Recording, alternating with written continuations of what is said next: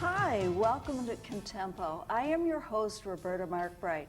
Thank you so much for being with us and for sharing with us. And please help me welcome our very, very special guests, Elisa Waldman. Hello. Hi. Hi. And Elliot Waldman. Hi, Roberta. You are very special, and I want to thank you for being here. You are collectors of Inuit art. Now, please, either one of you or both of you, tell us about the Inuit people.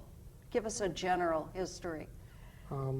Going back in time, the Inuit were known as Eskimos. That is a derogatory name at this point in time, and they prefer the name Inuit, which means the people. An individual Inuit is referred to as an Inuk. And there are three areas where the Inuit live. One of them is in Greenland, the other is Alaska, and the other is in the upper Canada northern regions near the Arctic Circle and beyond the Arctic Circle. And these are the people that you are most familiar with because you have lived among them, Yes, which is a very rare honor. Tell Yes, us it is. about that. Well, we had the opportunity to go there last July. My husband had met Nunapar, one of the Inuit carvers, and he invited us to come and stay with him and his family.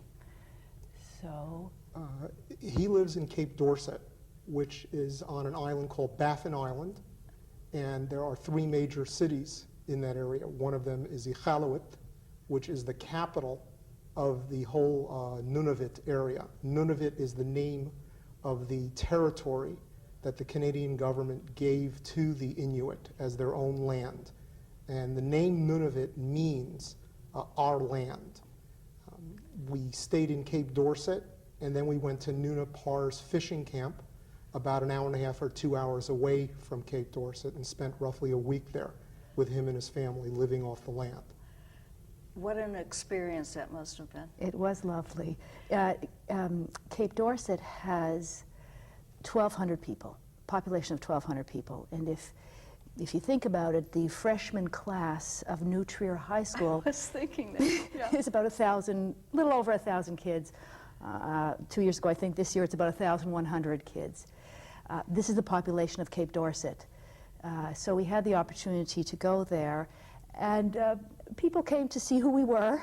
You have kids, coming on the street, coming up to us, asking us if we wanted to buy a carving, because everyone carves there. Adults, men, boys, just girls don't carve yet. Young adult women carve as well. Is this their only, if you will, industry? Really, this is what they do? Their arts are their only industry, whether it's tapestry, prints, carving, baskets. That's it. There is no other means of making a living, basically, for the general population in the north. And of course, your living there is nothing like we live here. Can you describe the living Absolutely. situation? They do live in homes, pretty much the way we do, when they're in town. They have satellite TV, so the whole family will sit around watching everything that you and I might watch. And when they found out that we were from Chicago, the immediate response was Oprah.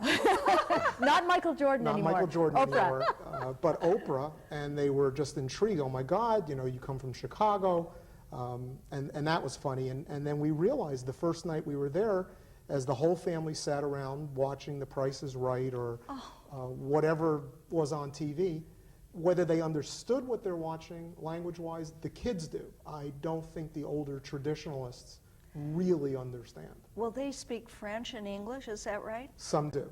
Some do. Some speak French, some speak English. It depends what area of the north they live, because some areas are north of Quebec, and some of the Inuit do live in the northern part of Quebec, so they would speak French.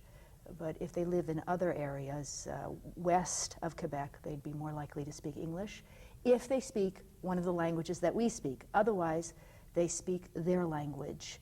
Their language is Inuktitut. And it's not written down. It's not written down. There is a Cyrillic version that the church actually, in the beginning part of the century, helped them create and write down. And there are dictionaries now which translate it to some degree, but they do not have a written language the way we do. Well, don't we have to know that these are a nomadic people. Correct. And everything that they hand down historically is of their lore and their history is all oral. We're getting the signal now. I came into your gallery in Skokie, and